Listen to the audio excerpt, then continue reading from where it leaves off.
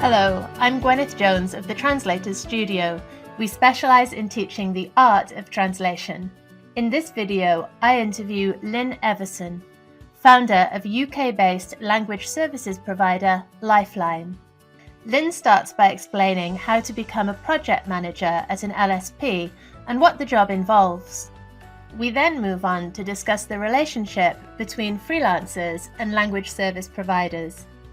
Lynn shares plenty of tips on how to get work with language service providers, how to ensure a good relationship with your project manager, and what sorts of rates they typically work with. Translators, I give you Lynn Everson.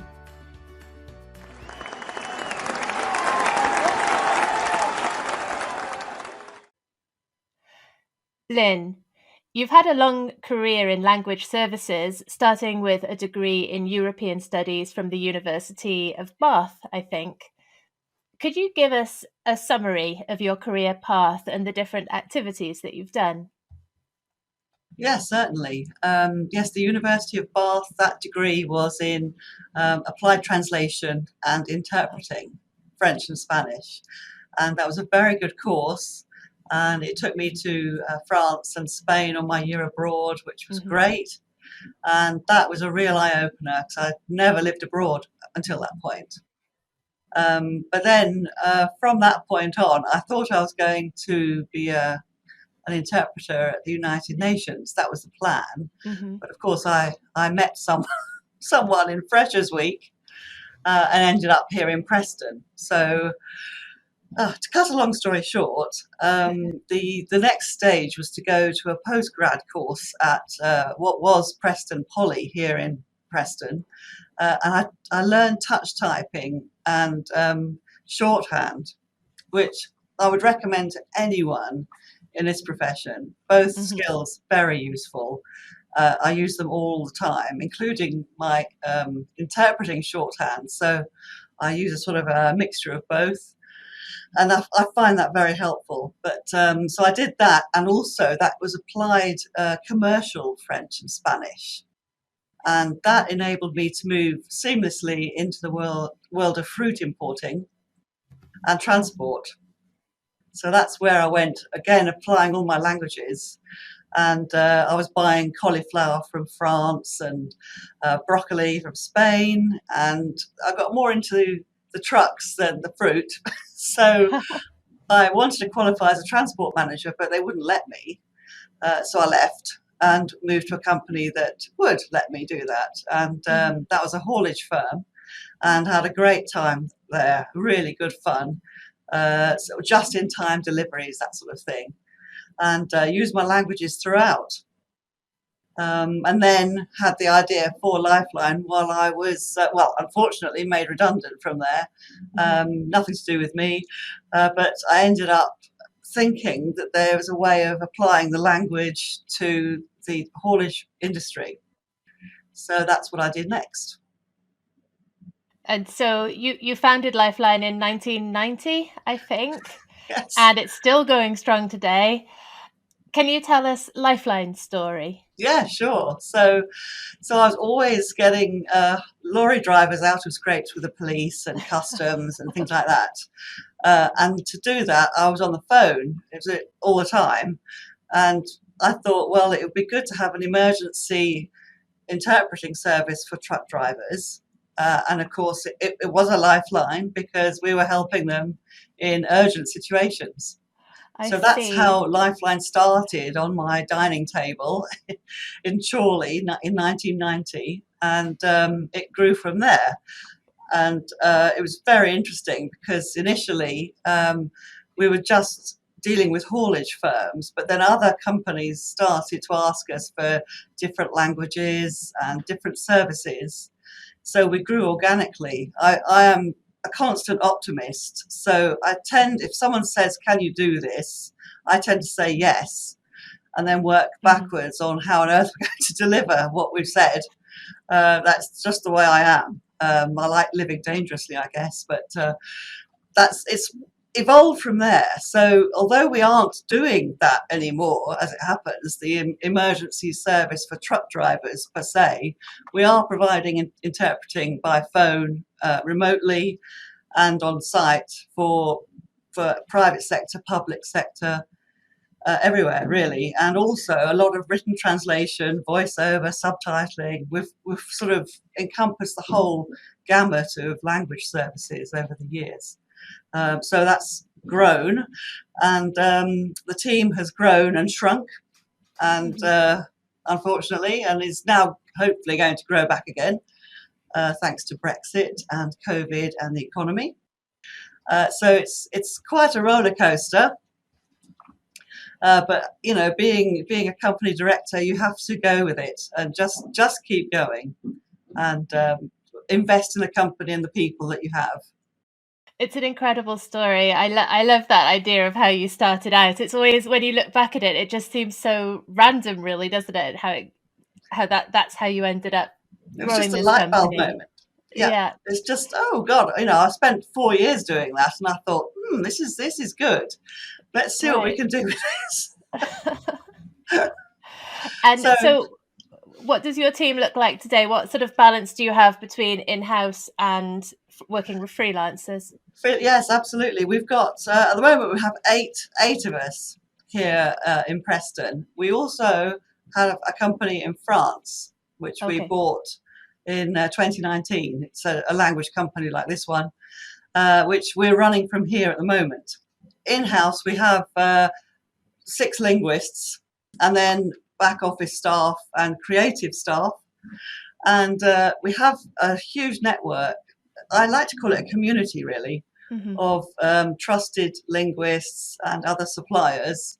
So if I use the word supplier at any point in this, don't be insulted, because we do a lot of voiceover. So we have talent, and we have graphic designers and people like that. So they're not all linguists, basically. So we've got 3,500 worldwide. It's incredible. Yeah, we like to get to know them too. You know, psychology is big in this. And so is the people that are working in-house, do they tend to be more project managers than actually doing the translations, doing the linguistic work? We don't differentiate here. So our linguists are project managers.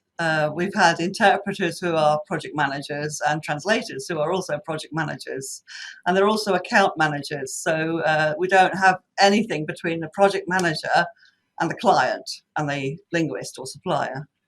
So it's really good. I think that's very important. I know a lot of our colleague companies don't do that, but we do. We find it gives greater insight into the needs of all the parties. Yeah, that's interesting to hear. I agree with you. I think that there are different, depending on the company, everyone has a different way of doing it. Yeah. And so you've touched on some of the challenges. What are the biggest challenges you're facing today as a language service provider? Brexit. Okay. Full stop is the absolute biggest. That has completely dried up the availability of linguists, for starters, in the UK, and potential staff here. So it's really, really difficult to find linguists. Okay, that's interesting. I didn't expect you to say that. So, is that because you specifically prefer to work with linguists in the UK? Well, for staff, yes, absolutely. I want them here. Yeah. But for interpreting, we do a lot of public service work on site. So yeah, we need them here. Gosh. Okay. Wow.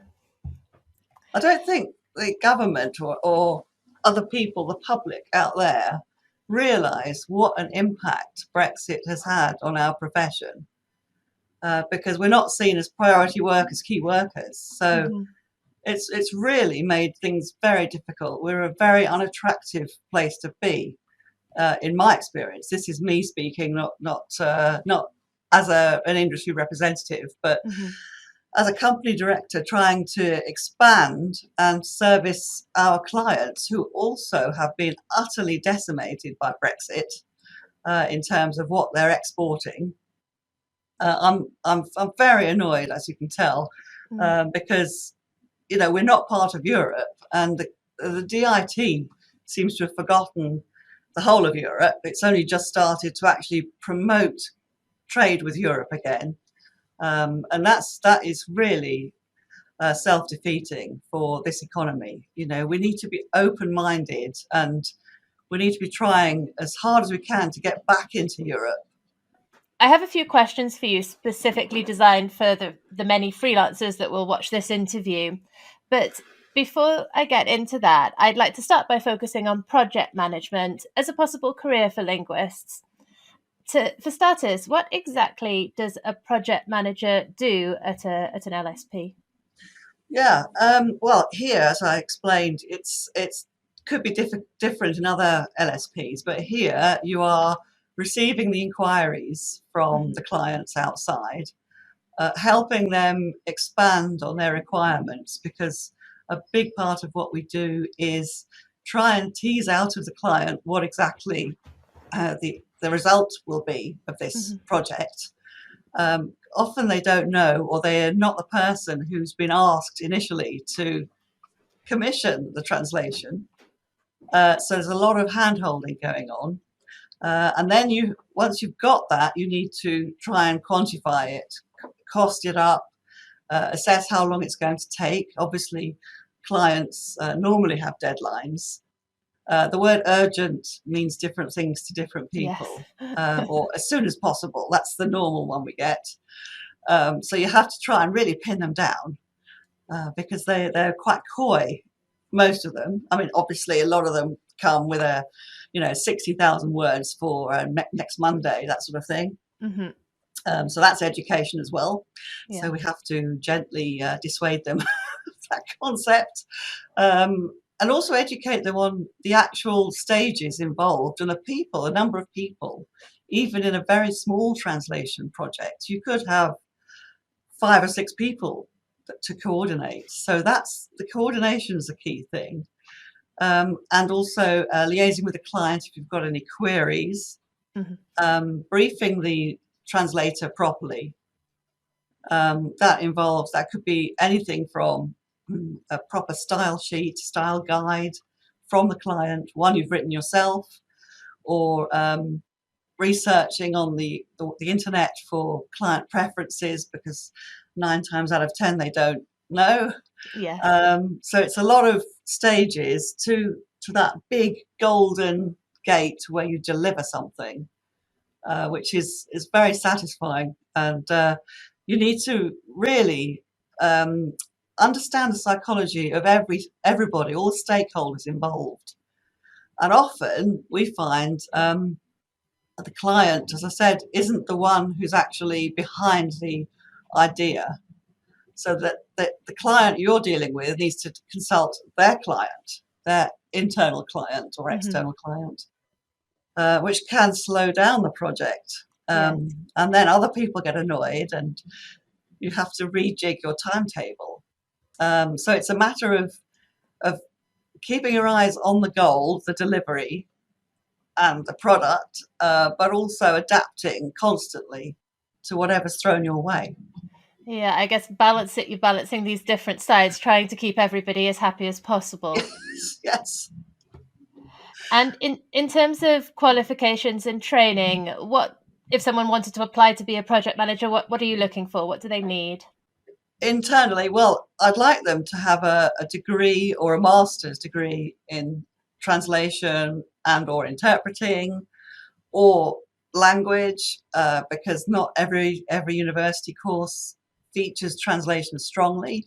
But if they're a linguist per se, that would be fine. Having said that, we do have a number of project managers here who are not linguists.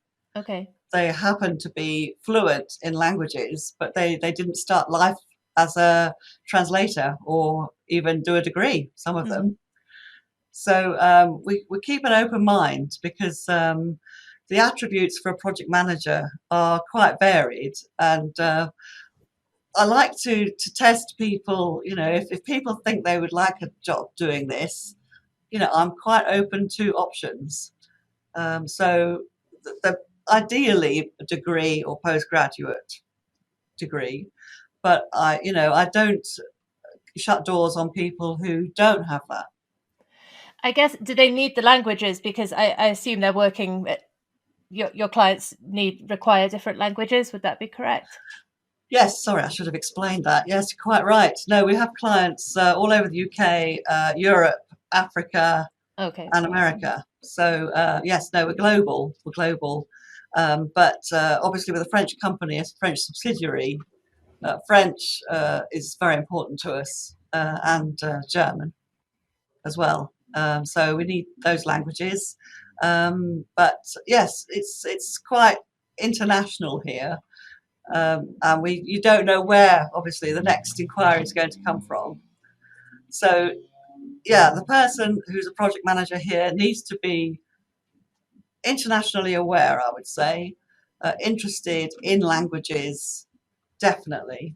But they need to speak a language, I think, in some form. We've employed people who are Gujarati speakers, Urdu speakers. So it's not just the European languages we handle. And what about the temperament of a project manager, or what sort of personality qualities does that role suit? You have to be good at listening. I would say that's the first thing, because you need to listen and hear what's not being said. Because, as I said, the clients themselves need some help in expressing their needs sometimes. So you need to listen. You need to be able to speak clearly, firmly. Keep a sense of humour, definitely, because you definitely need that. But not a cynical sense of humour. You need to be compassionate in what you're doing, and listen to what's being said and put yourself in those shoes of that person who's speaking, because the needs, we deal with some very difficult situations. We work with social services and people like that. So hence the urgency. The urgency has never left here, hence the name is very, very valid. You need to be able to respond to people who are in distress, or who are adamant about what they need, where you can see perhaps they don't actually need that after all. You need to be able to guide them in their decision making. So yeah, I'd say definitely to be a people person. It's all very high tech what we have here, but at the end of the day, we're dealing with people and we're delivering things for people. So you need to be able to just be human, and good at timekeeping. Well, I can imagine the timekeeping and organization. Some of the people that I've spoken to who've become project managers, they initially intended to be translators, but when you think about the kind of personality and the kind of temperament involved in the two roles, they're very different. The sitting alone, translating, attention to detail, looking at this text in depth, compared to being a people person handling stressed people on the phone. It's the two. Not to say that one person can't do both things, but they're two very different skill sets, really. No, you're right. Absolutely right. I mean, a project manager is being not bombarded, but they're having things coming at them by email, by phone, people in the office, their internal clients, their internal suppliers. They have to deal with all of them and keep note of what's happened at each stage. So even if you're in the middle of something, you must remember to make a note of that phone call you just had that cut right across whatever you were translating. Right. You need to do it straight away, and also put down your actions going forward from it, because that could have radically changed your timeline or the requirements that you have lovingly agreed with your translators. So you need to be able to multitask, definitely. You're right. Right. And then, of course, on the other side of it, then you've got the management of the translators or the interpreters, and dealing with whatever they bring to the table from their side.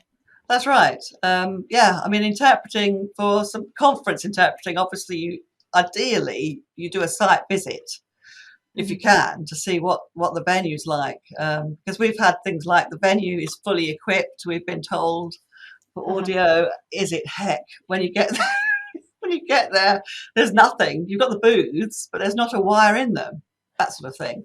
So you need to be able to speak to the client, go on site, or send someone on site, because obviously, we can't just jump on a plane and go to China or somewhere, but you need your lead interpreter to go there, and you need to listen to them as well. And also, here in this role, you're definitely, how can I put this? You're a sort of a break between the client and the linguist. So we soak up all the whinging, the exclamations, the rude words, the commentary that goes on both sides. We take it all. We don't pass it on to either party. We're sort of like a sponge, because we take it on so that these two parties, the clients and the suppliers, can get on with their job and deliver. So there we go. So translators, be kind to your project manager. Exactly. Thinking about career progression, someone becomes a project manager, then where can they go? What comes after that? Yes, well, it depends what sort of person they are to start with and where they would like to go. We actually tailor the career to suit them as much as us. So we try to give them a career path. So you might come in as a linguist, a translator. You could end up as a translation manager, for example, or interpreter manager. If you're not a linguist by training, you could go into operations, become an operations manager or quality manager, something like that. So production, that's a whole different ball game, because you've got all the other add-ons that go into a project. For example, if it's a translation, that might be just part of projects. You could have voiceover to do as well, and some interpreting. It could be at a conference, so you've got the translation of the brochure about the event, then you've got the event, you've got the interpreting going on there, all the PowerPoint presentations, then you've got the output. You could have remote people zooming in, as well as having people on site, so you've got all that to manage, and then they could be videoing it and then subtitling the output afterwards. This is a nice project, by the way, I'm describing. Yeah, it sounds like a great but I'm understanding why you need 3,500 suppliers to be able to execute these projects. That's right. So it's that would be great. But this has happened. It's you don't get many of these in a week, but these do happen, and it's just the career progression. We do reviews and appraisals. This year it'd be nice to do them face to face, in person here, which would be great after the break that we've had. So to actually map out what a person wants to do in their career, it's not a job, it's a career.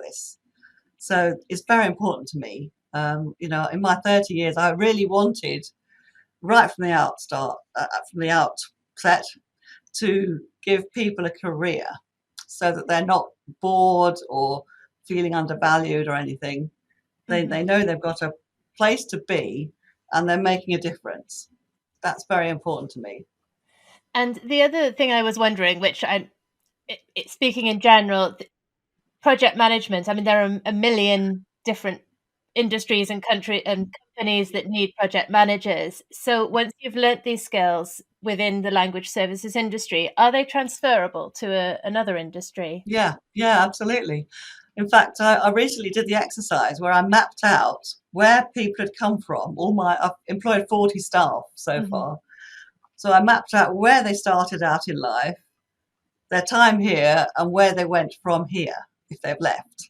Obviously, most are linguists, so most have gone into freelance positions or into other companies, other LSPs in other countries or wherever. But some have actually gone into industry and used what they learned here to go into different fields. But yes, absolutely, they're very transferable, these skills. I'm going to move across now, and I'm going to probe you with questions that I know that freelance translators would love to ask you. Would that be okay? That'd be lovely. Yes, please. So first of all, I'm certain that you get a lot of CVs coming in from freelance translators. What factors would make you choose one supplier over another? yeah, it's the CPD, it's the commitment to the profession. If they are demonstrating that they're really passionate about being in the language profession, that would stand out because they would list their CPD, their continuing professional development, the courses that they're doing in their spare time, online or wherever.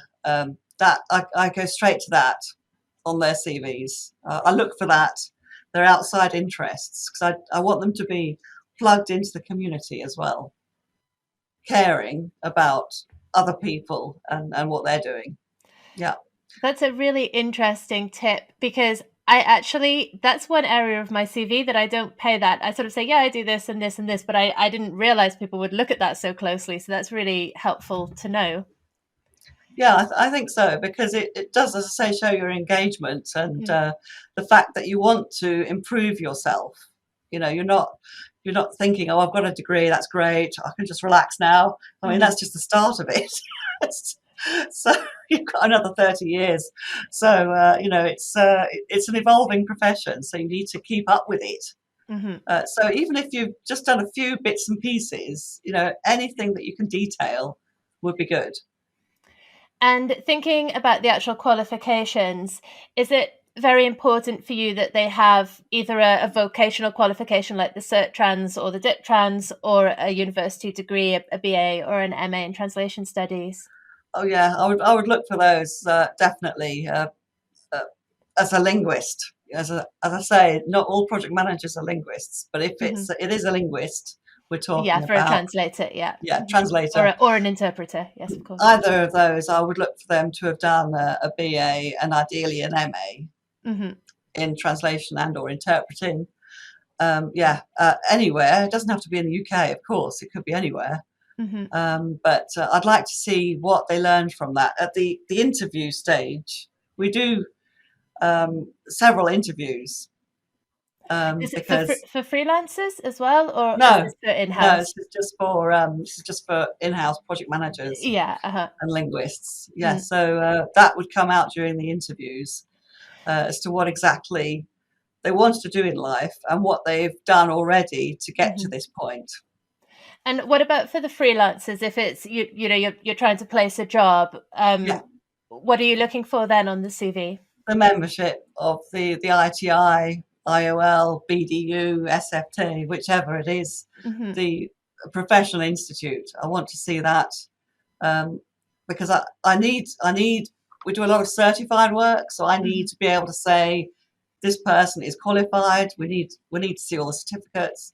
For Mhm. ISO, we need to have that on record, all the certificates and Oh CPD. yes, of course, yeah, for the I'm afraid yes, people, the some of our freelance community have sort of queried why we're asking them about their Mhm. CPD Mhm. and their diplomas, and we have to have them, and we have to have updates and prove that we've actually asked them for the updates. So there's no resting on laurels here. Yeah, We need right. to constantly move, and we expect our linguists to keep up with the times as well and their personal development. So again, a CPD I'll be looking for on their CVs. And so just for clarity, so say I want to set I'm a freelancer, I want to apply to do a project with you. What is kind of the minimum set of qualifications that someone should be looking to have on their CV As a translator, as a I, freelance translator? yeah, Yeah. I'd definitely look for a degree in translation and or Hmm. language. Hmm. And what about the Diptrans or the Trans? The Diptrans definitely. I look for that. It doesn't cover all languages because, as I say, we deal with quite a mix of languages here, so it doesn't cover all of them. Nor do the MITI, MCIL qualifications. So we have to probe a little deeper if the Hmm. language is not covered. Hmm. NRPSI for public service interpreters, DPSI we look for as well. And Yeah. and the what about the language qualifications? Does that depend on where they're coming from? Yes, yes, but if they've got accreditation with one of the institutes in the language, then I'm happy with that. Okay, so if somebody's hasn't got a language degree, but they've passed the Diptrans or they've got this equivalent so that's proving their language skills without the degree. I Yeah, see. I yeah. mean, I guess the more you can get to put on there, the better. The more you can prove, the better. Yes, absolutely. But yes, I'm looking at membership of one of these institutes as a good benchmark, or Diptrans. So yeah, that's where we're coming from. But as I say, it's not always possible. So we have to dig a little deeper and get some more info. It is interesting, though. It is a change from sort of 20 years ago, where it was just about speaking the languages, and it's interesting to hear you underline, no, we want to see the translation qualifications there in some form. Yeah, we have to. It's luckily, I think it's a good thing. We're becoming more regulated. Yes, I I think think it's we a good needed thing too. to. Yeah, Absolutely. yeah, It's the only way to get any respect for the profession. exactly, exactly. And so, okay, so you've chosen this person. Then what factors, when they've done the job for you, thinking about freelancers, what factors will make you call them back a second time? If they've done a good translation, because we do check everything, and if we don't have the language, then we'll get somebody else who has that language to check it. Hmm. But we will also do a check here of any translation in any language, because you can still see things that other people apparently miss. Hmm. So we check it, and if there's feedback as well, if we go back to them and say after they've delivered it, look, just look at that paragraph again. We think there's something gone adrift here. If they're resistant, then then that's a red flag immediately, because we're all human. We Hmm. all make mistakes. We all get interrupted constantly. So the idea is that we're a safety net as well. We try and work with with our people so that they deliver their product to the best of their ability. And we're all in it together. So we're all fighting for the same thing. And we are linguists. That's the Right. thing. So we're not an agency. We're adding value because we're a company of linguists. So their reaction to that is noted for future reference. Right. And then Yeah. the project, perhaps the client then says, "Oh, I didn't like that translation. Can you look at that again?" So again, if we have to go back to the linguist and they get a bit antsy, then we'll note that too, because it's all meant to be positive. It's positive feedback. It might not have been. The client could have got on the phone and shouted at us for 3 hours, Hmm. but we're not going to convey that to the translator. Hmm. Not like that anyway. Okay, so yeah, so I guess we could summarize it is smoothness of process. Everyone makes mistakes, but it's how you correct that mistake, the Yes, attitude. being professional and interested and wanting to be better, because we've had some translators, unfortunately, who didn't take on board these comments, and we're not being critical. We're just pointing out things that could be improved potentially, and some of them really take their ball home and they refuse to assist. Hmm. So we don't want to work with people like that, because they're not interested in delivering the service. So um, Right, and you it have an also extra cost to get it yeah, there's an corrected extra, as well. yes, because then you've got time, then you've got to go and find somebody else to do it, and it's unnecessary really when we're all trying to do a good job here. So we look for that, the responsiveness to phone calls as well, because some translators, bless them, can be a little elusive. Um, oh, and that's a good thing. We like to know when people are going on holiday or when they're busy. We do log this so that we don't disturb them or waste our time trying to get hold of them. So we need to know that. So we like people to keep in front of us. Just dropping us an email saying, "Oh, I've got next week. It's quite free at the moment. If you've got any projects, or Oh, okay. alternatively, I'm swamped next week. Go away." That we need to know. Okay, so you encourage that it's a certain amount of communication. That's it. That's interesting to hear. Yeah, yeah, definitely keep in front of us, because that also helps. Because if if we say, oh, yeah, I remember seeing an email from her last week saying that she was available, we do remember this. We talk to each other here. And we have a team briefing every morning where things like that come up. So, it's good to know. And also the sort of things that they like, because sometimes the translators feed back to us that they particularly enjoyed a project. And we want to know about that. Normally we can tell when they didn't, as I said. But if they really enjoyed it, we like to know because we'll give them more. Yeah, it's good to hear because I mean, obviously, it depends on the agency that you're working with or the language services supplier. Not everybody is the same, but I think from the freelancer perspective, if you're looking for good people to work with, it is really nice if you can actually get to the point where you're just passing the time of day, you're saying a little more in the email, you're generating some sort of relationship. I think it's great on both sides. God, yeah, absolutely. No, we all learn from each other. And I do think of this as a community. I like to have relationships with all our linguists and suppliers, whatever they are supplying. I always think, if you cross a person in the street, this could be a new opportunity. It could be a new path in life, for all you know. If you say hello to them, you just don't know. You don't know. But as I say, I'm an optimist, and I do like to look after my people. Anyone who comes across me, hopefully, is well treated and feels better for it. Right. Enjoy your working day. It's not, work with a smile. That's right. That's right. Have a coffee. I mean, I'd like to get to the point where we can have Zooms. We do on big projects. We have Zoom meetings with teams of suppliers.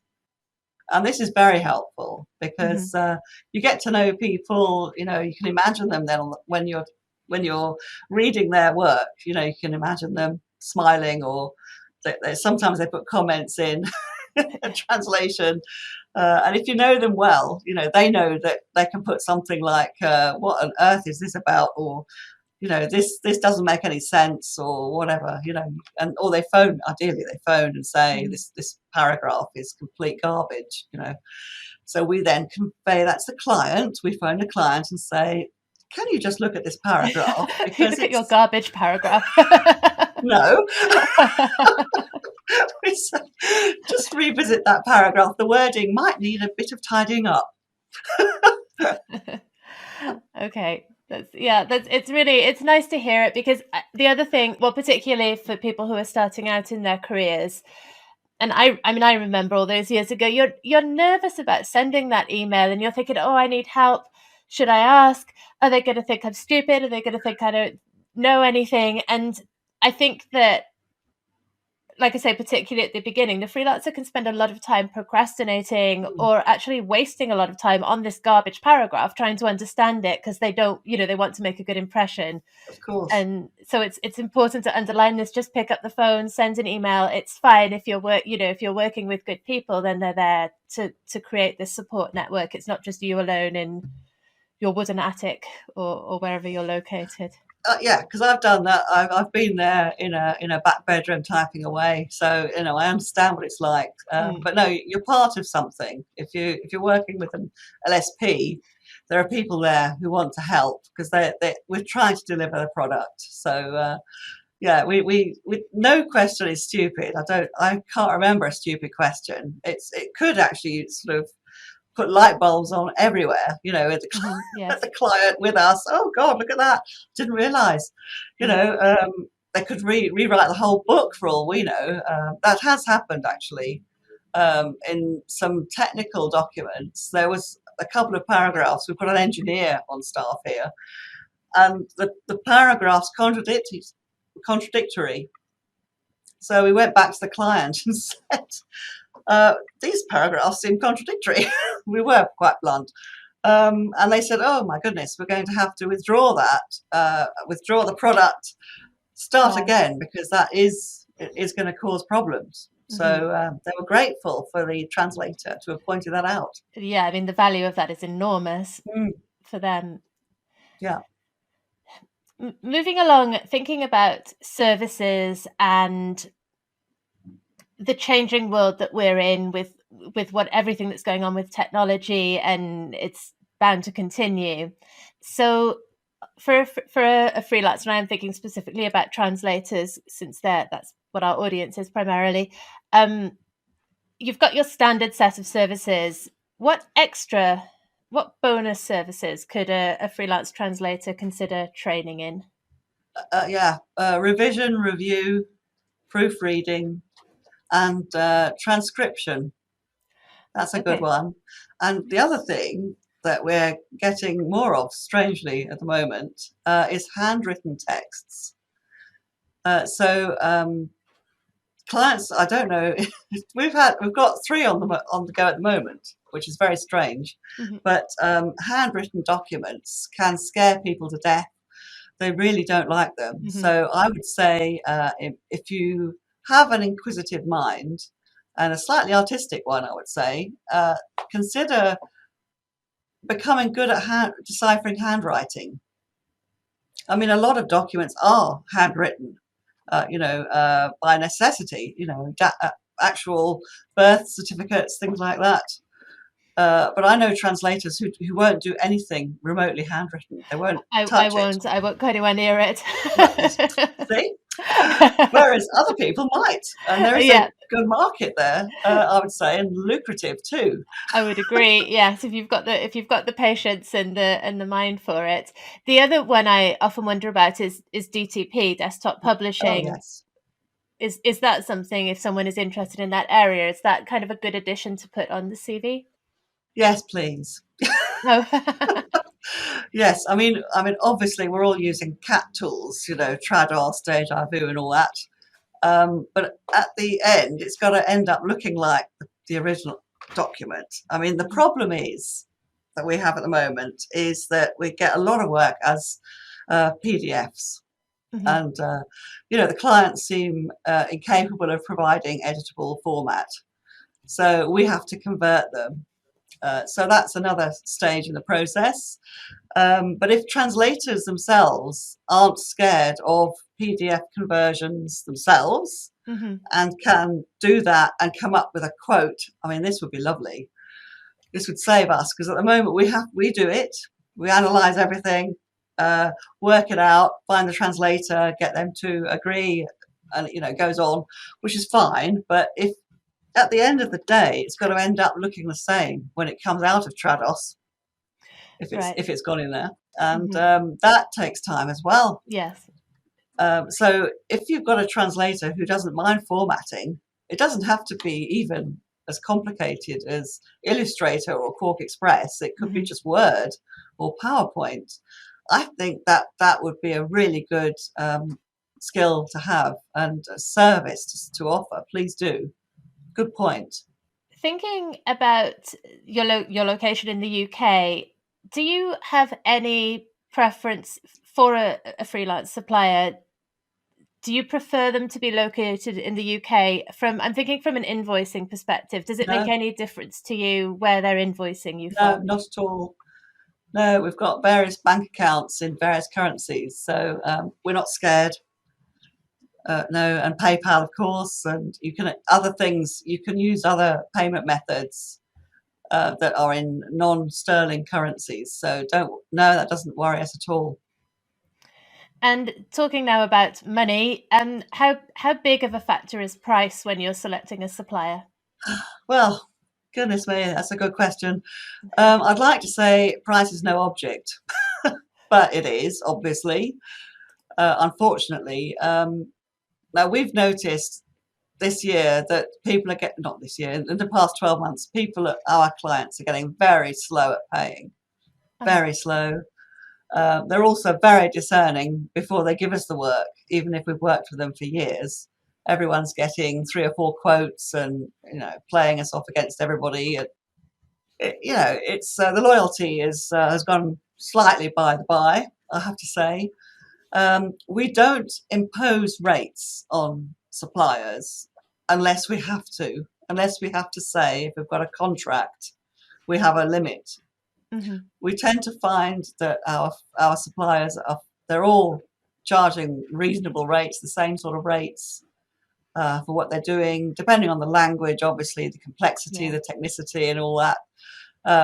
You know, we've got various rates with clients, so we don't impose. We try not to impose rates, and that goes for interpreting as well. We really do try, because we're not a bargain basement operation here. We're a boutique operation, but we've got principles, and I won't be being rude to our linguists by imposing ridiculous rates. I won't do it. It's not happening here. But we have to be realistic, because, as I said, our clients are getting really reluctant to part company with money, and that is very hard for us. Cash flow is hard. Mm-hmm. So just normally we ask the supplier. We say, "What would you charge?" and work backwards from that. And do you negotiate with the freelancers? Is it part of your standard practice to negotiate with them, or do you just sort of look at the price and take it or leave it? No, we don't tend to mess around here. We don't do this negotiating unless we've got a contract. Mm-hmm. That is the only time we would do it, is if we've got a contract, or if the price is horrendously outside our normal bounds. Mm-hmm. Then we'd ask them to reconsider. But it's not normal for us to do that.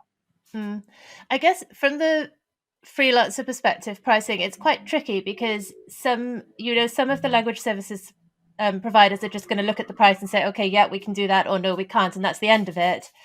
Others, they're going to come at you and try to negotiate down. It appears to be part of their standard practice to do it. And so it's really tricky when you're with a new supplier, because provider, because you don't know what type of you're dealing with. Because I'd much prefer to be like, this is the price, take it or leave it. I'd prefer to operate that way. It's so much easier and less time wasting.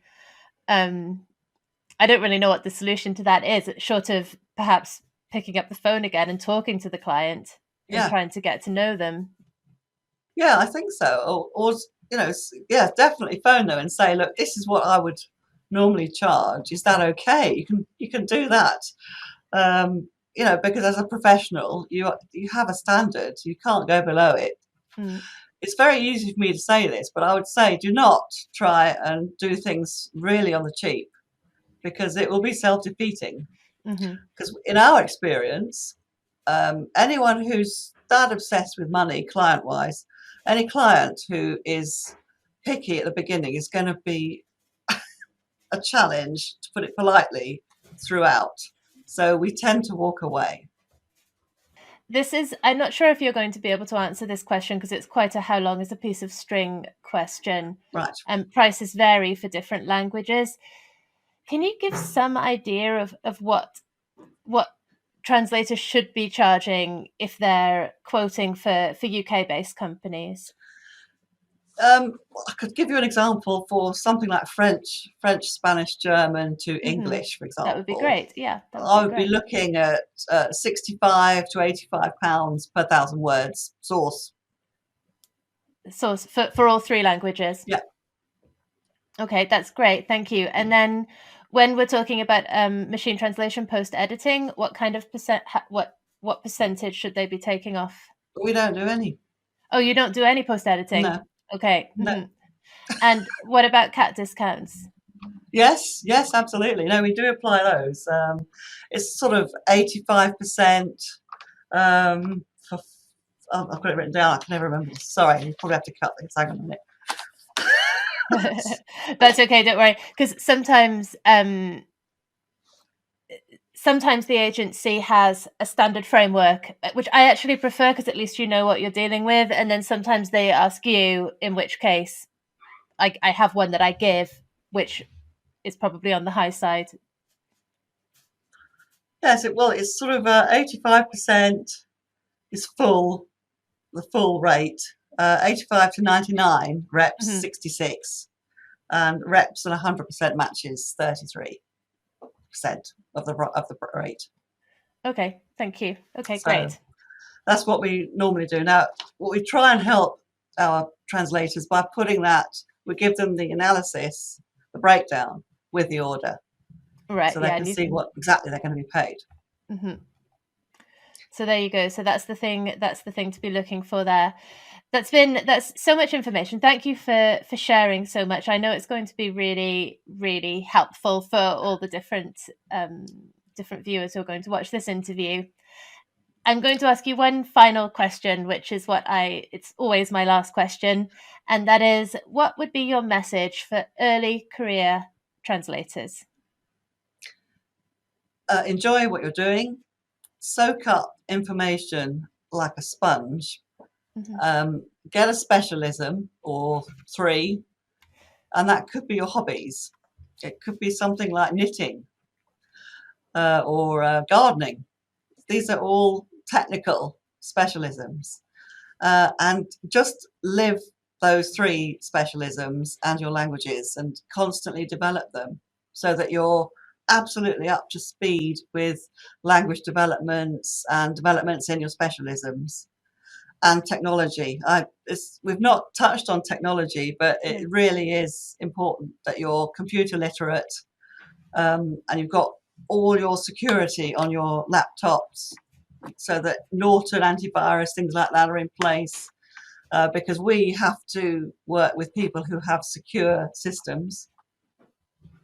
So I'd say that. And just on the project management, something that we didn't touch on is that there is a new project management qualification that's only just started now, that's being organised by the ATC and ELIA. And in fact, that's going to be incorporated into the MA translation programme at Birmingham University in this autumn. But the actual course itself, modules are online, and you have to pay, but it's a really good course. I've seen who's doing the teaching on there. There's some really good industry experts for translation and interpreting project management. Okay, so I'd recommend it. I know what course you're referring to, and we'll put a link to it in the show notes. So if anyone who's watching is interested, they can go and check it out. Fantastic. Yes, absolutely. But I'd just say, just enjoy what you're doing. If you don't enjoy it, do something else. And that goes for your specialisms too. Yes, indeed. Well, thank you, Lynn, for talking to me and for sharing so much information. It's been a pleasure. Likewise. Thank you very much for asking me, Gwen. I hope you enjoyed this interview from the Translators studio. We specialise in teaching the art of translation and in preparing translators for certification through the Diptrans exam. If you like our content, please let us know by clicking on the subscribe button. See you in the next video.